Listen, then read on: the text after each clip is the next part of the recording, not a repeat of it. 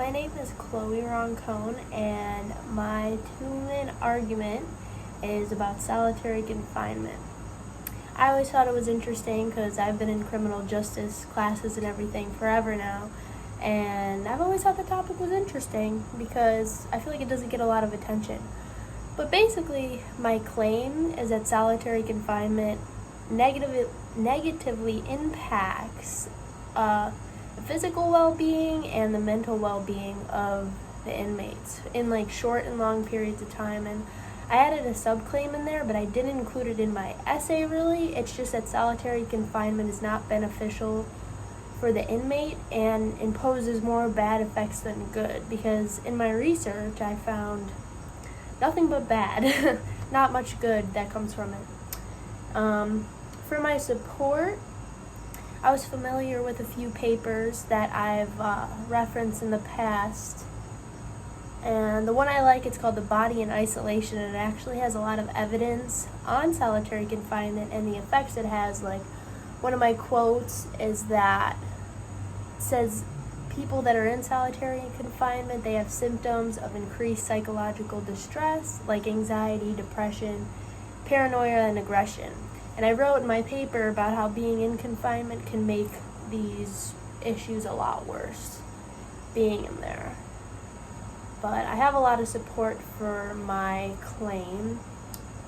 Another one, I have any positive benefits correctional institutions gain by using solitary confinement are ultimately outweighed by the severe and often permanent damage caused by prolonged isolation. And it might be a little hard to see, but I have a little, because another part of my support, I have mortality rates of people that were in solitary confinement, and I found that most people that were in solitary confinement, like, they made up a big percentage of people that had committed suicide, like, after or during. But it's really hard to see, but it's like, it's a chart, and I could submit a picture of it. It's just the percentages of the way people died, like when they got out of solitary confinement or after prison. And any death is like 17%, 26% is opioid overdose, 29% homicide, and 55% is suicide, which you could assume. But let me see. And then down in my warrant, I changed it up a little bit too, but originally I put it as a wide-held belief of most people that solitary confinement and similar practices in the prison system are inhumane and detrimental to the mental and physical well-being of an inmate. I changed it up a little and talked more about how it's cruel and unusual punishment, because I think it is. And then backing for my warrant, I found a lot of evidence, because the warrant's supposed to be like the general thing known by the public, and if you or me were reading about this and about the cases and all the evidence I found, you would probably think it's pretty inhumane.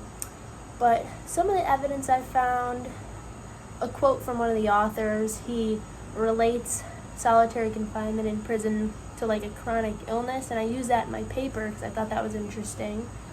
And I just have a lot of statistics and data. 20 to 23% reporting mood and anxiety disorders after solitary confinement. And people being in solitary confinement stands out as a violation of human rights, which was a big part about what I was writing about, how it's a violation of rights because you're not getting proper care or treatment, you're lacking the social aspect of everyday life, so that changes you as a person. And for the rebuttal, this is my favorite part. My first objection was that solitary confinement is beneficial to the inmate and protects those incarcerated. And I have evidence that goes against that. And it says pretty much the levels of violence did not really change based on those being put in solitary confinement. Objection number 2 is that solitary confinement does not violate the human rights of an inmate. Obviously, by now you know that to be true, but my evidence is increased limitations placed on the freedoms of prisoners raises serious civil rights issues, which is obvious. And objection number 3 is solitary confinement is beneficial for the inmate. Throughout the paper, I used a lot of evidence that goes against that. And this quote is, any positive benefits correctional institutions gain by using solitary confinement are outweighed by the severe and often permanent damages caused by prolonged isolation. And qualifiers. I qualified many parts in the argument that pertain to the impact that solitary confinement alone has on an inmate. In such cases, for example, where a reader may believe this practice is beneficial, I found evidence that proves this to be untrue by facts and statistics.